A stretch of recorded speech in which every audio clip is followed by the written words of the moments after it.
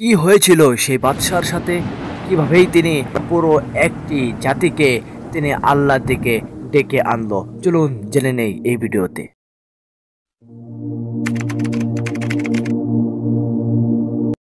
বকর বিন Abdullah Muzaini রহমতুল্লাহ আলাই বলেন, পূর্বকালের এক বাদশা ছিল, সে আল্লাহর চরম বিদ্রোহী ছিল।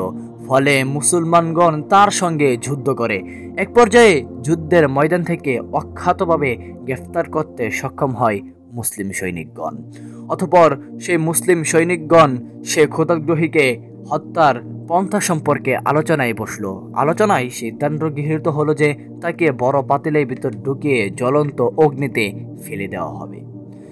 যা সিদ্ধান্ত হলো তাই বাস্তবায়ন করা হলো। যখন সে জ্বলন্ত অগ্নিতে পুড়ছিল, তখন তার নিজ হাতে তৈরি উপাস্যগুলোকে বলল, হে অমুক, আমি তো তোমার পূজা করেছি, অতএব আমাকে কষ্টদায়ক আযাব থেকে মুক্তি দাও। ভ্রান্ত উপাস্যরা তাকে আগুন থেকে উদ্ধার করা তো দূরের কথা, সেগুলোর পক্ষ থেকে কোনো সাড়াও পাচ্ছিল না। তখন সে বিশাল আকাশের দিকে মুখ তুলে বলল, লা ইলাহা ইল্লাল্লাহ মুহাম্মাদুর রাসূলুল্লাহ। তৎক্ষণাৎ আকাশ থেকে দমকা হাওয়া এসে সে পাতিলটিকে উপরে উঠিয়ে নিল।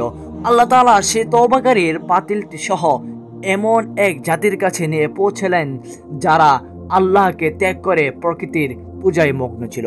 যখন তারা এই ব্যক্তির করুণ অবস্থা দেখল, পুরো জাতি এক অদ্বিতীয় আল্লাহ তাআলার প্রতি ঈমান নিয়ে একত্ববাদের পতাকা তলে সমবেত হয়ে গেল। আল্লাহ তাআলা আমাদের সকলকে উত্তম তওবা করার তৌফিক দান করুন, আমিন।